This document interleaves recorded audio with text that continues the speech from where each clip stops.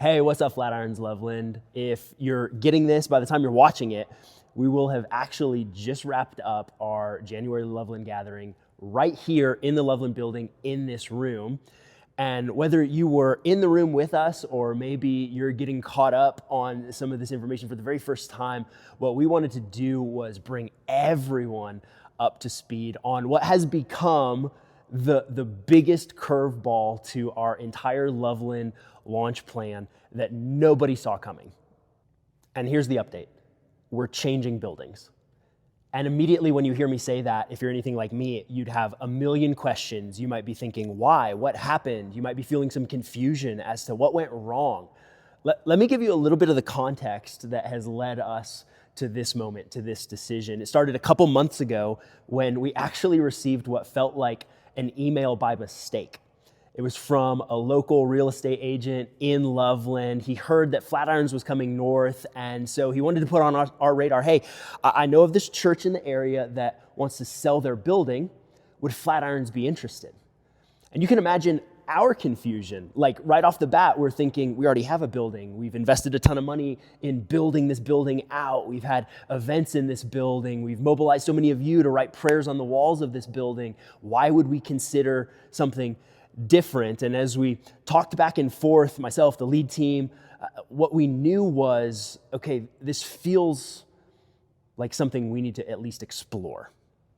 So one conversation led to another. Eventually, it was me and a few members of our lead team getting a tour of the building. And on paper, this place just was so awesome. Bigger building, more capacity for things like kids and students, more space to grow, more space to do things in the middle of the week, more influence, more impact. On paper, this building felt like, yeah, this is a no-brainer.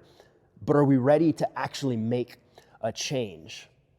And fast forward a few weeks later, myself and the Loveland team were touring the same building. And I'll never forget something the agent who was there with us that night, he told us as he was giving us the tour, as the Loveland team was still seeing the building for the first time. And what he said was this, he said, all of this space surrounding this building has been approved for housing over the next 5 years that's going to accommodate more than 7,000 new families moving into the area, literally within a mile or two of this building. And what he said next has just been living rent-free in my head for the last month. He said, our prayer, knowing that 7,000 families are about to move into this area, is that whatever church moves into this space can steward those lives, those stories. And that's exactly what we've been talking about since day one. If you've been tracking with us, we've said it. We're building this for the people who aren't here yet. And what if God knew all the way since the beginning that the people who aren't here yet are actually moving closer to a building that I'm eventually going to move you to, so that your impact, your influence, bringing people into spaces where they hear the gospel for the very first time. It's not in this building that's going to happen. It's in a different building.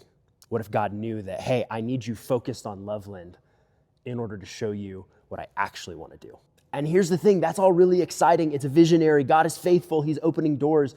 But if you're anything like me, if you're anything like the Loveland team, you've felt some of the heavier emotions, like grief, like sadness, like confusion, frustration, anger. And it actually took us back to a story in the Old Testament in Ezra chapter 3, where you've got guys like Ezra and Nehemiah. They're just coming out of Babylonian exile back to the promised land. They're rebuilding the temple. And the story says that when they finished the foundation, there were men in the crowd who were cheering, they were excited. But then there were older men in the crowd who were weeping. Why? Well, because they remembered the older temple. They remembered what was. And so there was mixed emotions. If that's how you feel right now, we felt that with you. We've asked the questions. What about the prayers? What about the progress? What about the events? What now? And so here's what we know, and there's no getting around it. Our Loveland launch will be delayed. If you've been keeping track at home, we've been talking about launching the Loveland campus early 2026. Well, that's like right now. And with everything that's going on, we just know we can't launch in a meaningful way in that short amount of time, given all of the changes. And so our launch is actually looking like it will be closer to this fall, likely September. And here's the thing, in the midst of all of that, we've heard you. We've heard you tell us we're ready to gather. We're ready to be in community more than just monthly gatherings. And so that's what the Loveland team is going to be working on over the next month, is trying to answer the question, how do we find a way, even temporarily, to be gathering more frequently, more consistently than just monthly events? That's what we're working on right now, and we can't wait to share more with you at our February event. Now, I know that's a lot. You've probably got a million questions, you have a million thoughts, your emotions, if you're anything like me, cover the whole spectrum, and we're so aware of that because we've been there. And so here's my encouragement, here's my challenge. If you have questions, reach out to us. Don't process alone. Our team wants to be in this with you, because here's what I know. There's a day coming when we open the doors of a Loveland campus.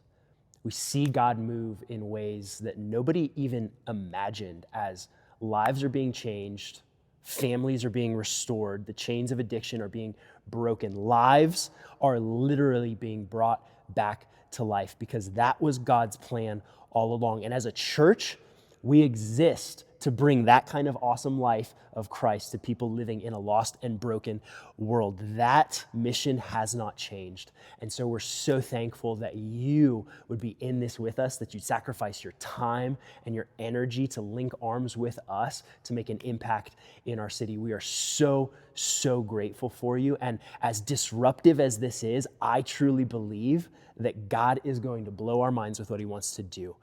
And so we're thankful for you. We cannot wait to see you next time. We love you, and let's keep going.